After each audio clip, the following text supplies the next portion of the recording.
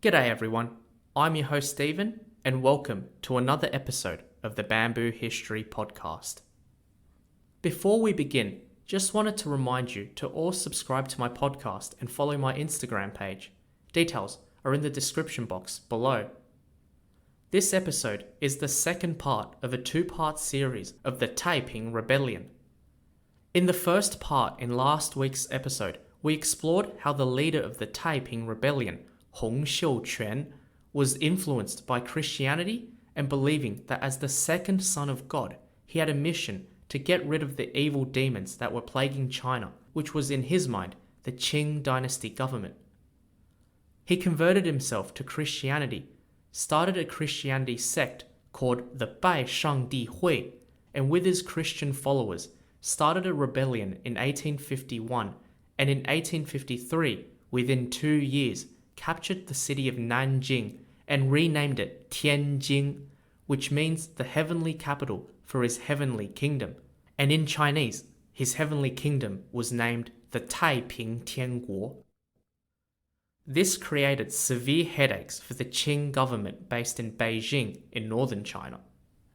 With the momentum on his side, and with most of the Qing government's military destroyed, now was the perfect opportunity for the Taiping rebels to launch an attack on northern China, capture the capital of Beijing, remove the ethnic Manchu rulers, and get rid of the evil demons from China once and for all, completing Hong Xiuquan's mission that was given by his father, God. But no, they didn't do that. When the Taiping rebels captured Tianjin, they were mesmerized by this city, and they didn't want to leave. Remember, most of these rebels came from backwater villages, and many were dirt poor, so they had never lived in a city as big as this. It's sort of like if you grew up in a poor farming village all your entire life, and then all of a sudden moved to Manhattan, New York. Yeah, Tianjin had things the rebels never knew of. Restaurants, bars, gambling dens, brothels, everything that they could dream of. Tianjin was definitely the heavenly capital, because it was heaven for them to indulge in whatever they wanted. Hong Xiuquan also took a back seat as well and decided to have some fun too.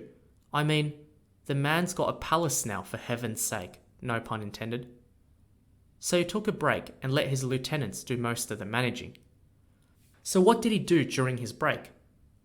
Well, usually Christian leaders such as the Pope or bishops are under clerical celibacy, which means they can't marry or get intimate with women.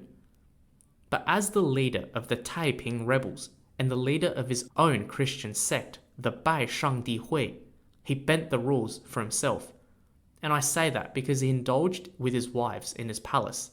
And he had a lot of wives, apparently around 100, which he accrued over the years. Honestly, that's just ridiculous, especially as a Christian leader. It's more ridiculous considering that the Taiping rebels had a rule that he created, that men and women in their groups weren't allowed to engage in intimate relationships, even if they were husband and wife. So yeah, Hong Xiuquan's a mad hypocrite as well. After half a year or so of partying, the Taiping rebels finally decided to go for the jugular and attack the Qing government in Beijing.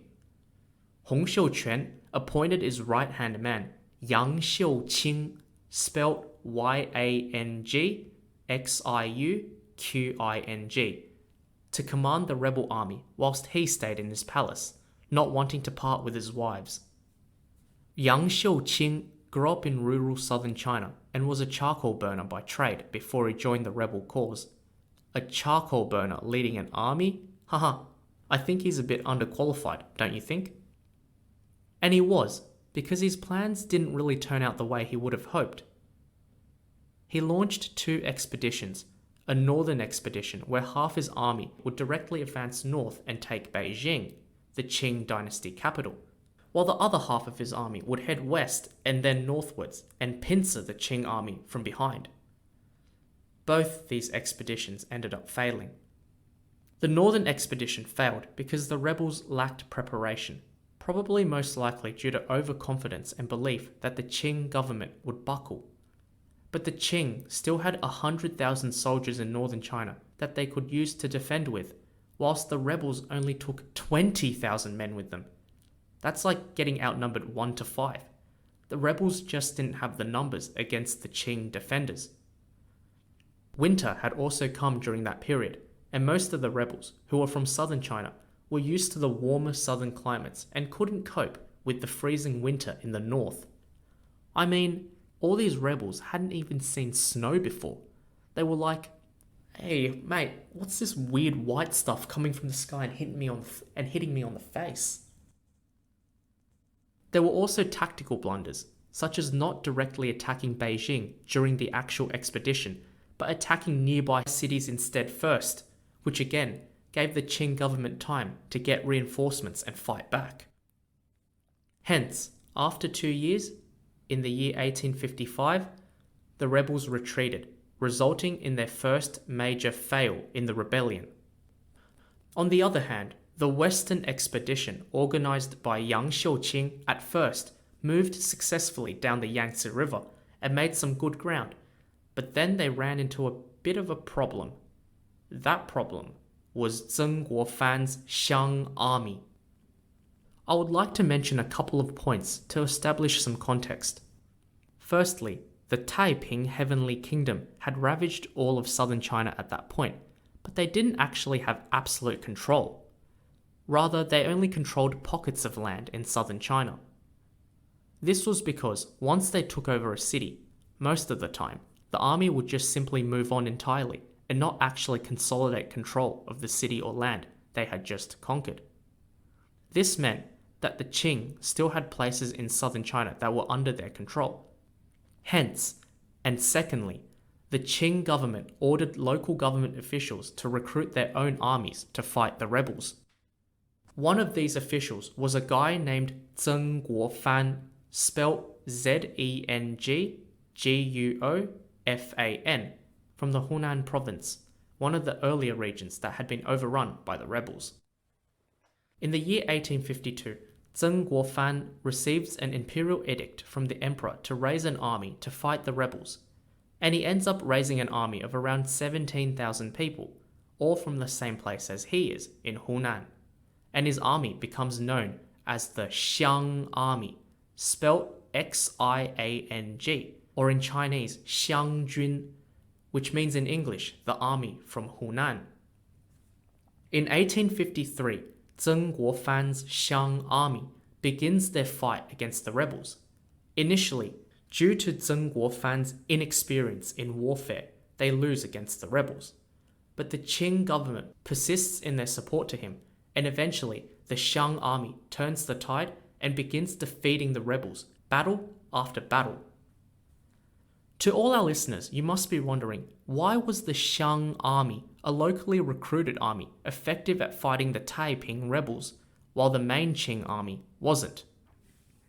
The main reason came down to how the Xiang Army was recruited. As I mentioned in the last episode, the existing Qing army consisted of the 8 Banners Army and the Green Standard Army. Both armies were hereditary, which means that if you were a soldier, it meant that your father was a soldier and your grandfather was a soldier, and that meant your son and your grandsons would also be soldiers.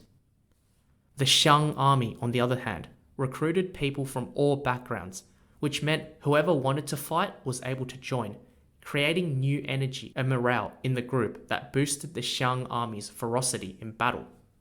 In the Xiang Army, the officers were all educated, whilst the average soldier was illiterate and uneducated, which meant the officers could easily command them in battle. The Xiang Army was also organized based on where the soldiers and officers came from. For example, people from the same village would form a battalion, and people from the same family would form a platoon. The logic was that the soldiers would already know each other and had strong family or friendship bonds. Therefore, they'd have better teamwork on the battlefield, and any death of a family member or friend would be personal to that group, motivating the survivors to fight harder to avenge them. Within a few years after the army was created in 1852, the Xiang Army turned the tide against the rebels' western expedition, first recapturing important cities such as Wuchang in 1856, and then the city of Jiujiang further downstream on the Yangtze River in 1858. So on an external front, the rebels had given the Qing government time to regroup, and the Qing fought back hard. Internally, the Taiping Rebels also had some problems that crept up as well. Because Hong Xiuquan had taken a step back, stayed in his palace, and let his lieutenants do all the fighting and management of the kingdom, his lieutenants began growing their own reputations in the rebel army and became a threat to Hong Xiuquan's position as the emperor. One of these guys was Yang Xiuqing, that charcoal burner who was given command of the entire Taiping Army by Hong and failed in his attacks on the Qing. Yang Xiuqing rose up quickly in the ranks from being a charcoal burner because he claimed he was possessed by the Holy Spirit and was able to speak directly with God. This meant people thought that what he said was actually God's word, and listened to him because of that. Even Hong Xiuquan had to listen to him because he was just the second son of God and not actually God, which Yang claimed he had a direct line with. As a result, Yang had started to take power from Hong gradually. In the year 1856, Yang Xiuqing decided he would have a crack at usurping the throne. He ordered 3 of the Taiping Army's highest-ranked generals, Wei Changhui, Shi Dakai, and Qin Rigang, and their respective armies to go to separate parts of the kingdom far, far away from the capital. This was immediately a red flag for Hong Xiuquan, who thought, why is he taking all of my trusted generals and all their men away from me? Hong Xiuquan immediately told the 3 of them to come back at once. 2 of those generals, Wei Changhui and Qin Rigang, arrived first to meet up with Hong Xiuquan, who by now realized Yang's intent and ordered them to storm into Yang's residence and kill him. Yang Xiuqing, realizing the generals had returned back to the capital, tried to escape, but it was too late, because those 2 generals, Wei Changhui and Qin Rigang, got to him first and killed him. Then, disobeying Hong's order to not kill the family members, they thought, what the heck, and murdered all of Yang Xiuqing's family members and followers as well. They then continued to hunt and kill thousands of other followers of Yang. When the last general, Shi Dakai, arrived in the capital Tianjin, Wei Changhui and Qin Rigang, the other 2 generals, were on a roll and also plotted to kill him as well. But Shi Dakai managed to escape with his men before they could, and so instead, they killed his whole family who was still in the capital.